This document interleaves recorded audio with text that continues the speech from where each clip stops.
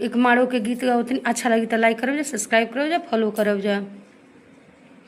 मारो के बाँस धई रोवेलन आपन पापा, काल्हू बेटी हो जइहे पराया, काल्हू बेटी हो जइहे पराया। लोहावा के जंजीरावा में बेटी हम बन्हबो, तबो बेटिया ना होई है आपन, तबो बेटिया ना होई है आपन।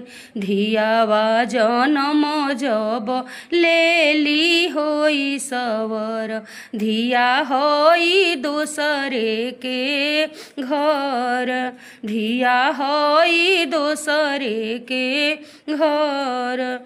दूधावा पियाई बेटी बड़ा हम कोइनी, तबो बेटी ना हुई है आपन, तबो बेटी ना हुई है आपन।